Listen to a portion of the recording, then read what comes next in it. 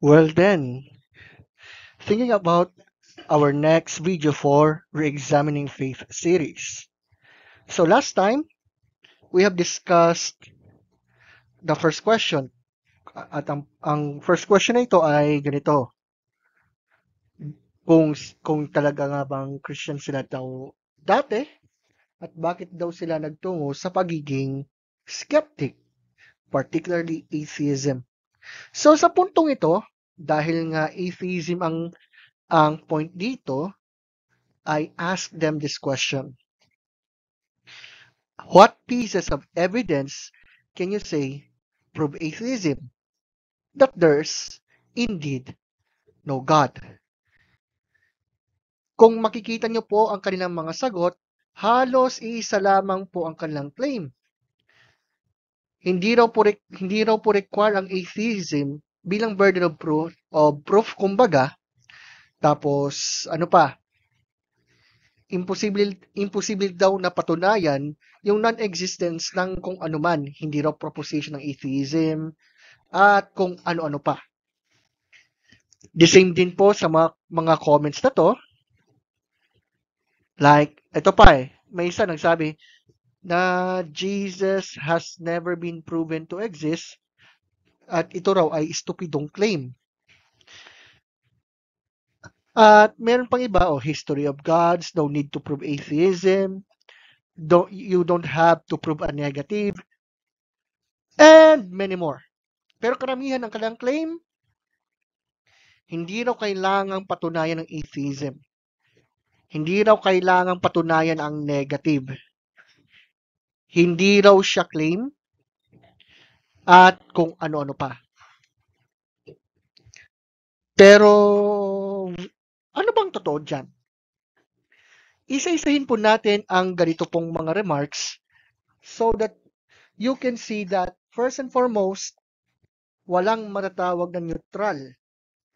Bawat ideology, mayroong pong dapat By the way, shinortcut ko na lamang po yung mga sinabi po ng mga nakasagot sa mga dahil first and foremost, syempre, yung oras, di ba?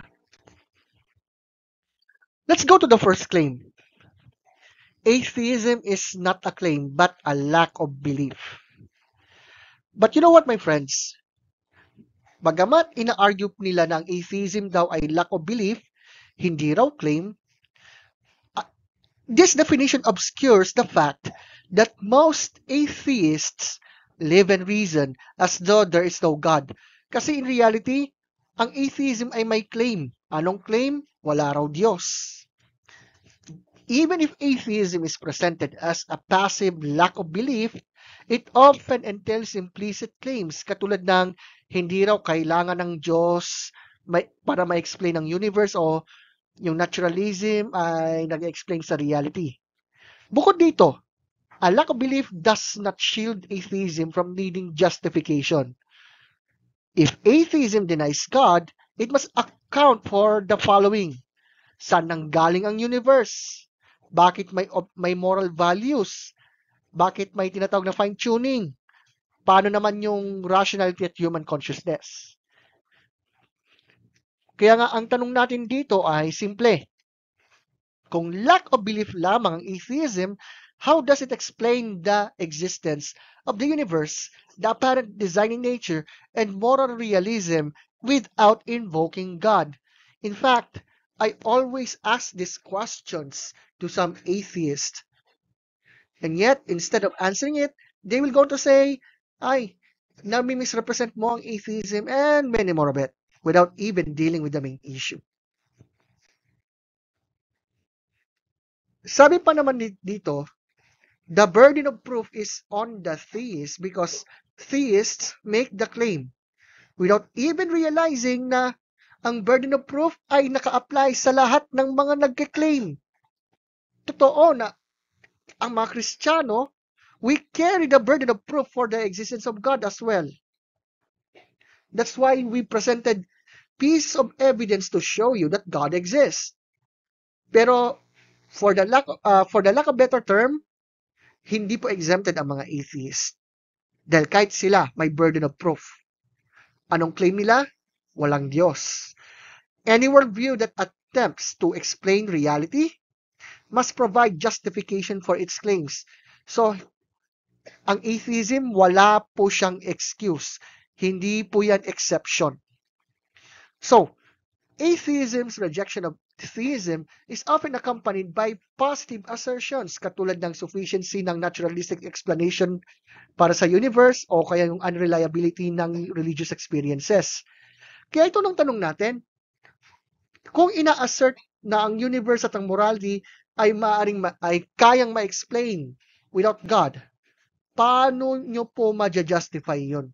How do you justify this claim without falling into infinite regress or circular reasoning?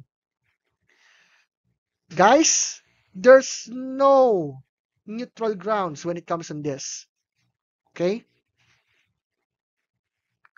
Bukod pa rito, while some atheists nga define their position as a lack of belief, sila mismo, atheists I mean, hindi po yan universally true. Philosophical atheism often makes positive claims such as there's no God or all gods are man-made.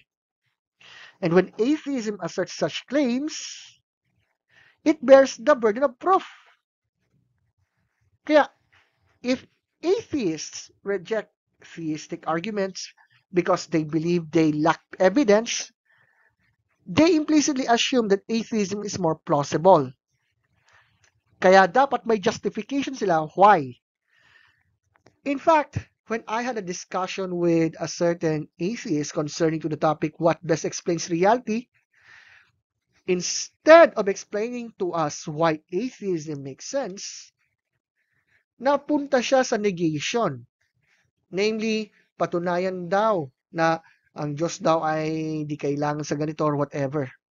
You see, simply rejecting theism without offering an alternative explanation for the universe, morality, or existence does not negate the need for atheists to defend their worldview.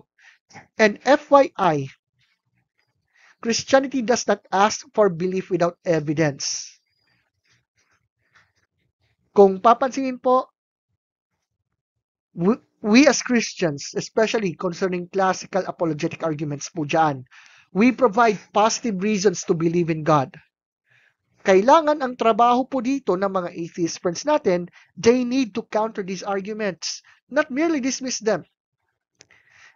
Unfortunately, although there are some of our atheist friends who explained like what, let me mention some guy here, Ilu presented his so-called reasons to disprove the existence of the Christian God. Nagpresent man siya. Sabi, ang universe daw ay eternal, wala raw scientist na nagpresent na tungkol sa beginning of the universe, and more of it. Ang kaso nga lang, most of them, they did not even present to us any positive case to disprove the existence of God or to explain why atheism makes sense in reality. So still, nasa kanila pa rin ang burden of proof to prove that. So, ito pang isa pa. You don't have to prove a negative. It's impossible to prove God doesn't exist. Kaso nga lang. You see, my friends, proving a negative is difficult but not impossible. Proving a negative is difficult but not impossible. My friends, proving a universal negative, which is, for example, walang Diyos, is challenging but not inherently impossible.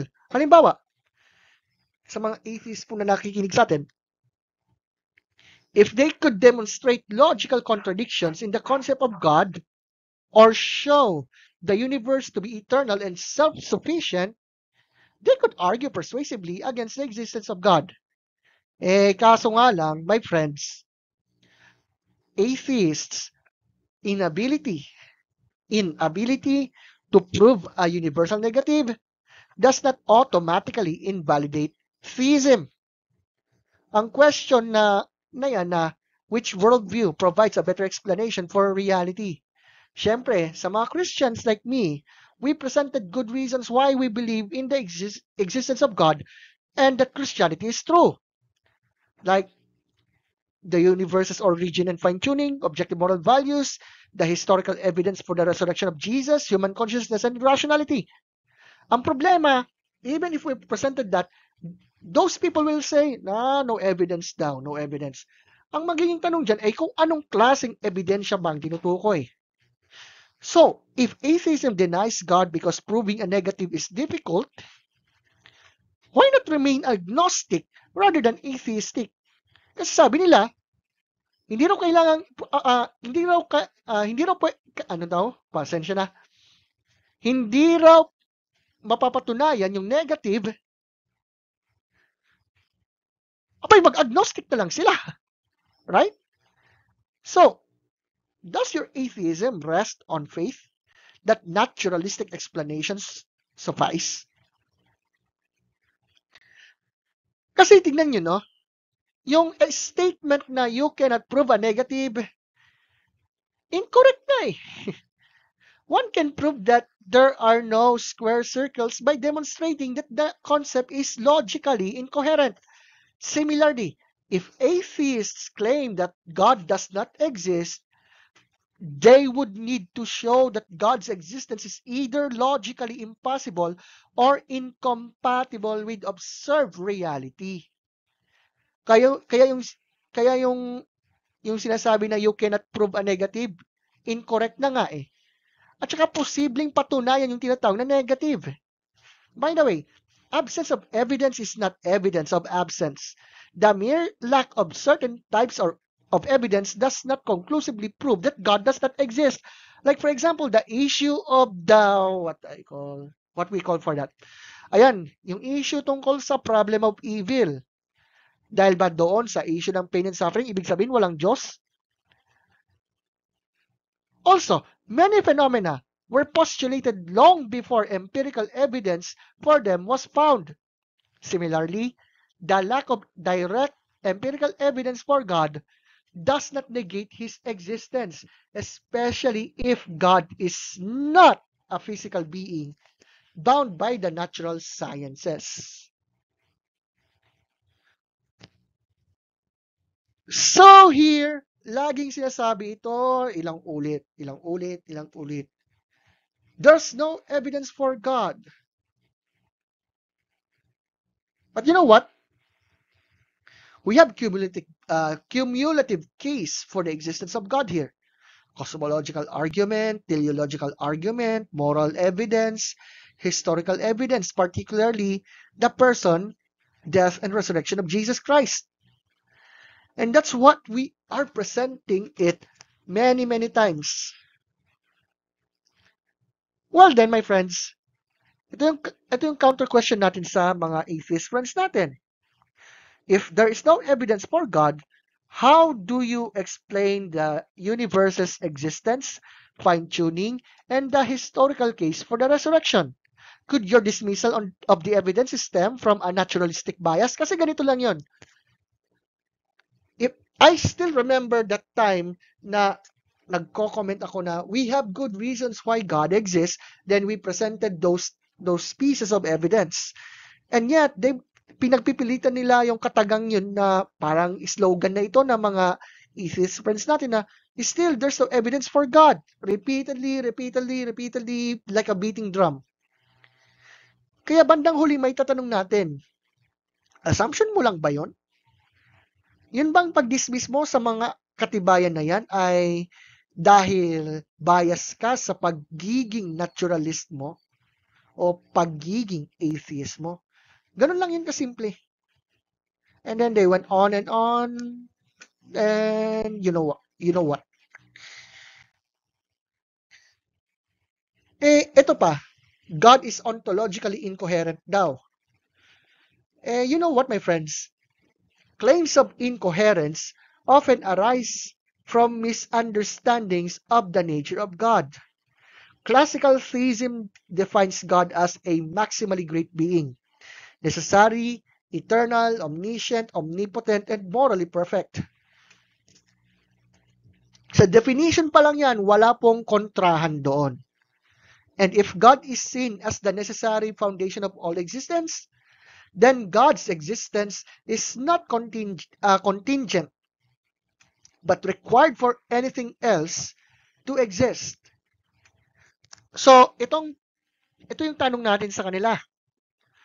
If you claim that God is incoherent, what specific aspect of God's nature is logically contradictory?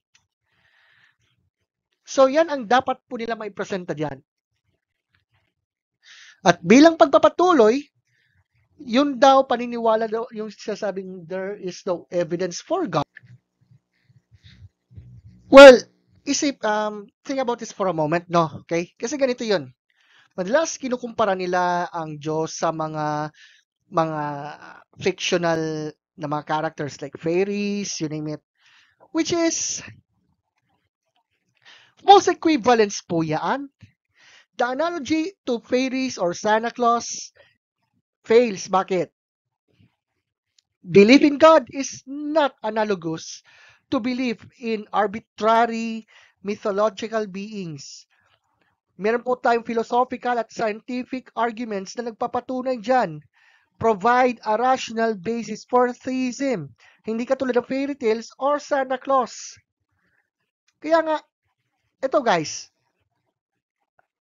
kung ang pananampalataya sa Diyos ay analogous sa paniniwala sa mga fairies, where is the equivalent body of philosophical, scientific, and historical arguments for fairies?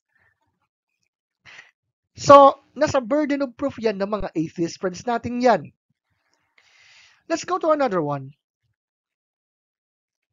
Sabi raw, ang reality daw, hindi raw po pinatutunayan ng Bible. Reality disproves the Bible, so to speak. But guys, listen to this. Christianity offers explanations for the origin of the universe, the existence of objective moral values, and the purpose of life, all of which are coherent with reality. Conversely, atheism struggles to account for these foundational aspects of existence. In fact, yung mga naging discussions ko before with some atheists, they cannot even explain to us why their worldview explains reality. Madalas ang natatanggap, misrepresent ko daw ang worldview nila. Which is, how? Why? They cannot explain why. Like, ito pa. Yung claims daw na ang Bible daw ay kinokontraha daw yung reality, ang totoo niyan, it's either misreading or misunderstandings. For example, the Bible's creation account in Genesis, when read in its proper historical and literary context, is not necessarily at odds with modern cosmology. So here's our question. How does atheism explain the fine-tuning of the universe, the existence of consciousness, or the universal human intuition of morality and purpose? So, yan ang dapat nilang ipaliwanag dyan. Paano niya masasabi ng kanilang worldview ay nag-explain talaga sa mga nabanggit? Ano bang purpose ng tao if God does not exist? May meaning ba ang buhay ng tao? Sa bagay, sabi naman ng isa sa mga nakausap ko, na ang reality daw ay nagme-make sense lamang sa atheistic, purposeless universe. Eh, ang malaking tanong, kung purposeless pala, then para saan po ba yung paghanap ng meaning, ng purpose ng tao? 'Di ba? Religion is culturally dependent and no more valid than other religions. May isang sabi, religion depends on geography. Na-i-address natin later. But you know what, my friends? The cultural context of someone's faith does not determine its true truth value. Halimbawa, while many people inherit beliefs, may mga individual na naging Kristiyano. Bakit? Investigation, research, examination. You can ask C.S. Lewis, J. Warner Wallace, Lee Strobel, you name it. And Christianity uniquely claims historical verifiability.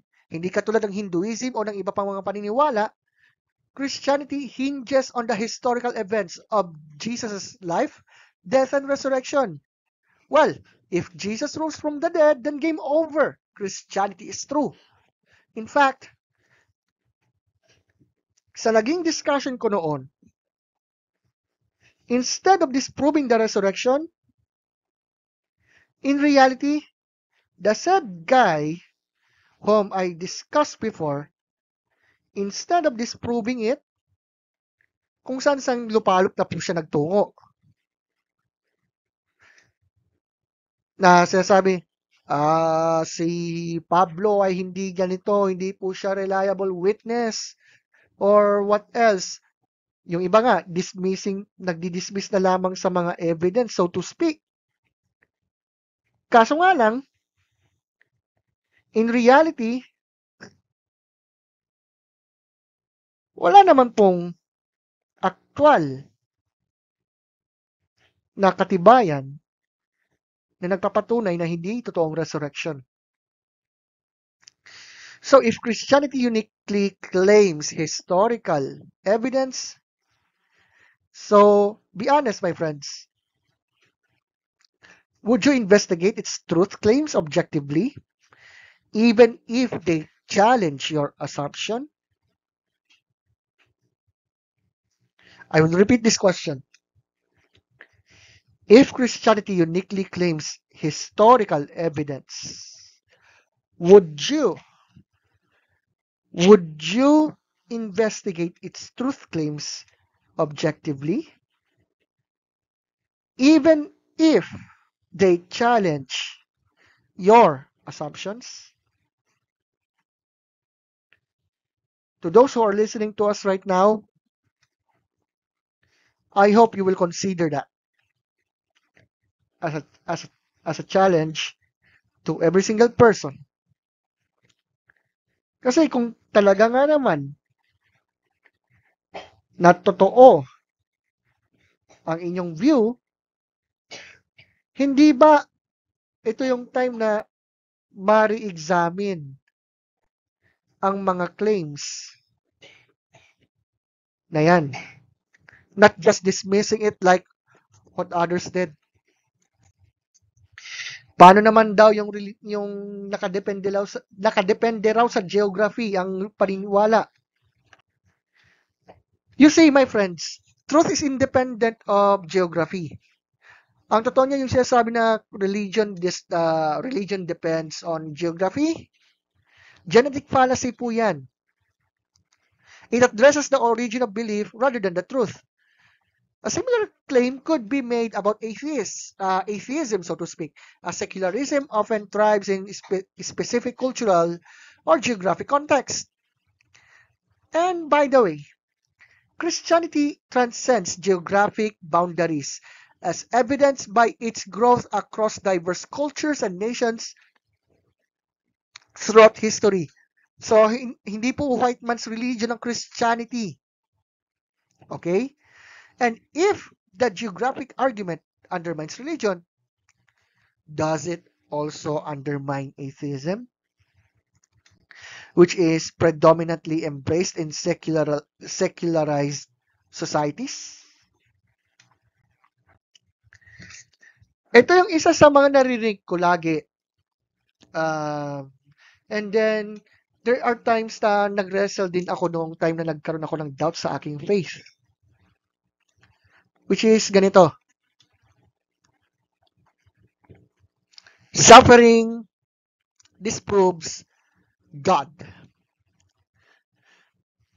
Naalala ko yung sabi ng nakausap ko, how can an all-loving and all-powerful God, paano daw mayroong Diyos ba kung may suffering? But you know what, my friends? Suffering is better explained by Christianity. Why?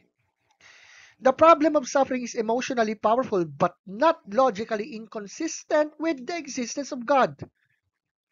Listen, my friends, ang Christianity tinuturo dito na, una,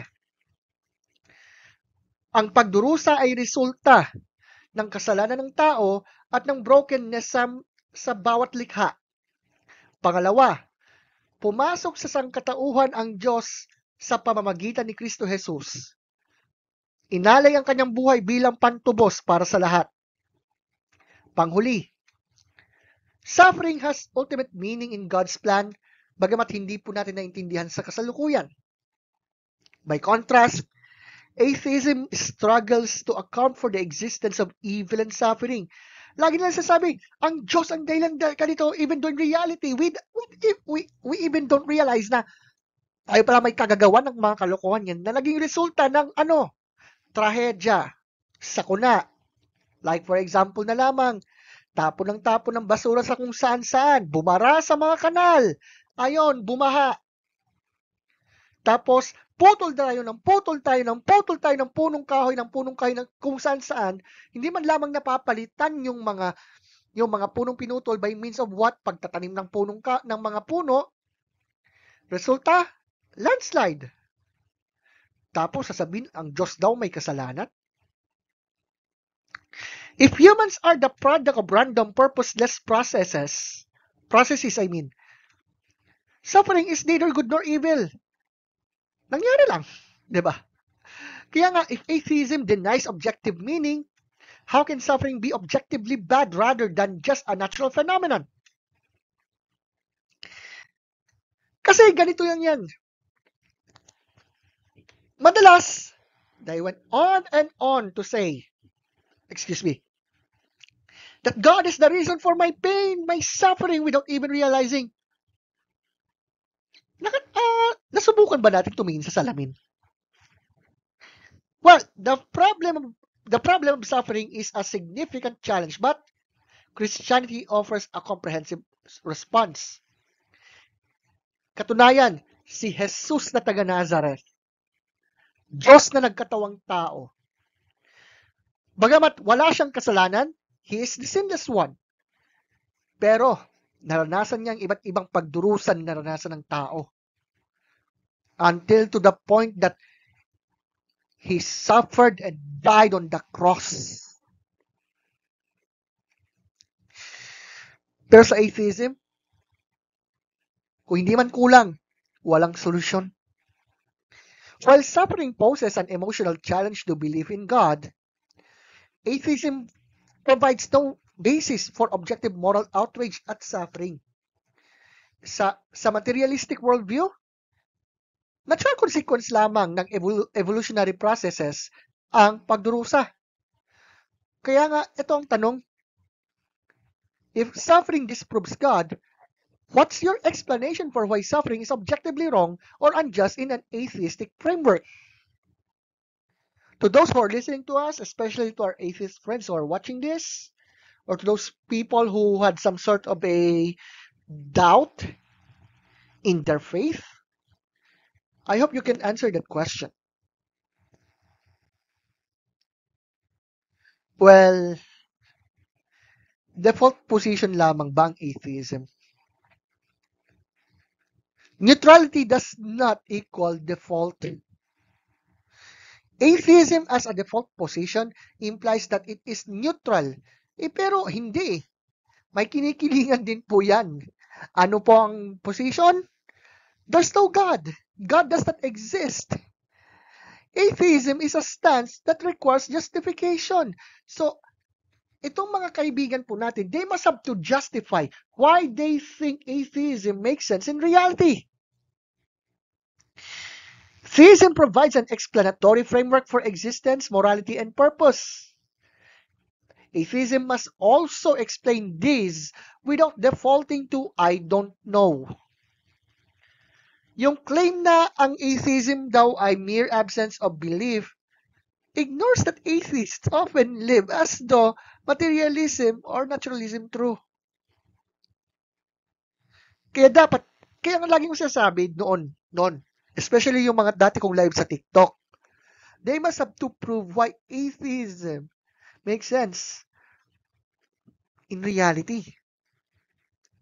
But then, they went on and on in their live streams in TikTok. They went on and on to mock me just because of asking these questions. And I understand that. Kasi ang ano dyan, simple. They don't know what they're saying. Kaya nga, I even went on and on to encourage every single person, whether you're a Christian or atheist, na i-review, i-examine yung kanilang pananampalataya, yung kanilang view.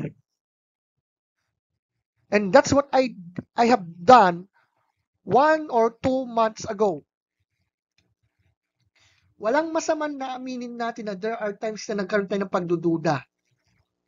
At walang masama na muli natin saliksikin yan. Diba nga, ang Diyos mismo nagsabi, nung sabi niya, na, come, let us reason together. Right? So, if atheism is the default position, does that mean no one should hold positive beliefs about anything without exhaustive proof? Is this a standard consistently applied? I hope you could answer these questions. Meron nagkomento na Jesus has never been proven to exist. So, imposible daw yung tanong na nabanggit natin. Pero, ito guys, listen to this. Spoilers alert. We have good evidence for the existence of Jesus of Nazareth. Virtually all professional historians agree that Jesus of Nazareth was a real historical figure. Tacitus, Josephus, Pliny the Younger, kasama na yung mga New Testament documents. Yan. So, tanong lang, if Jesus did not exist, how do you explain the rapid emergence of Christianity in the first century? Centered on a historical figure who was crucified, a most unlikely basis for a fabricated religion. And then, to end this up, narito po yung mga questions po natin na dapat po nilang i-re-examine, dapat po nilang i-re-evaluate, na dapat po mapag-aralan ng kahit sino. How does atheism explain why there is something rather than nothing? If the universe had a beginning, what caused it? In fact, itong tanong na why is there something rather than nothing, there are some atheists who avoid this question. Wala raw kwenta yung tanong na yon, sabi ng iba. Pero may iba nagsasabi, eternal daw ang universe. Which is which? How does atheism explain the precise conditions necessary for life? Ngayon, kung sasabihin nilang multiverse daw, it lacks empirical evidence and merely push the question back. And even if multiverse is true, it doesn't prove the position of our atheist friends there. How does atheism ground objective moral values? At kung subjective ito, why should we condemn anything katulad ng hypocrisy, harm, at injustice?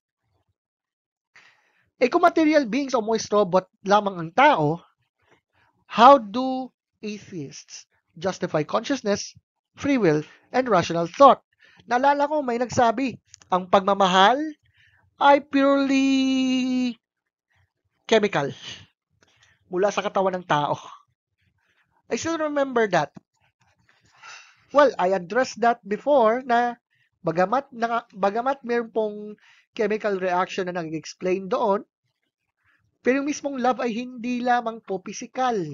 Hindi lamang po siya chemical reaction ng katawan natin.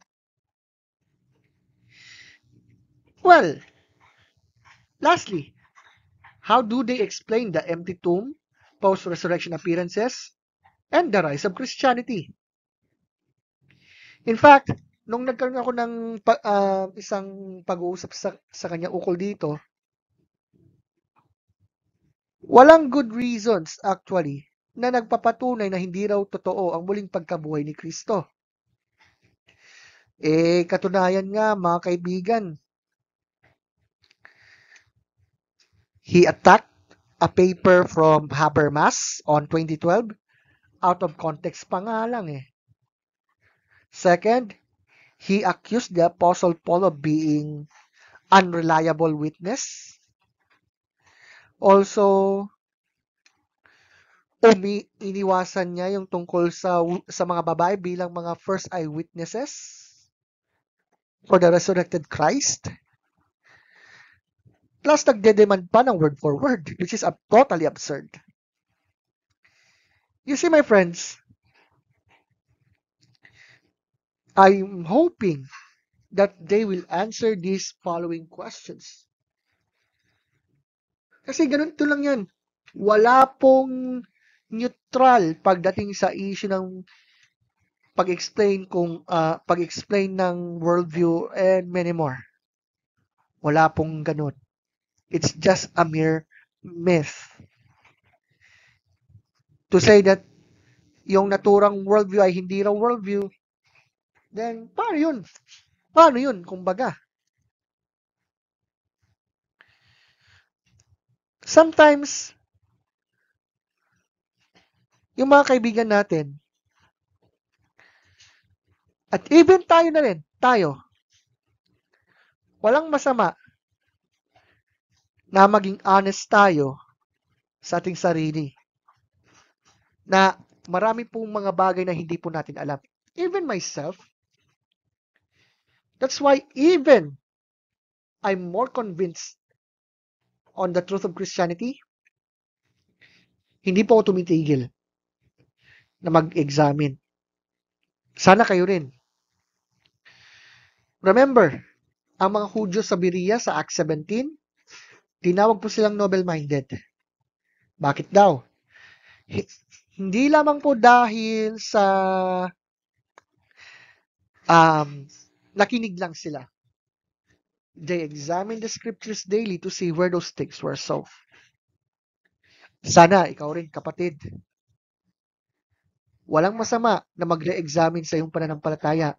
Walang masama na magre-examine ka sa iyong position. And let the evidence speak for itself. So, thank you guys for this. And I'm hoping and praying that we have learned a lot about this topic. Don't be afraid to re-examine what you believe. Walang masama doon. In fact, ine-encourage tayo ng Bible na pag-aralan ang kalooban ng Panginoon. Good day to all of you. See you on the next topic.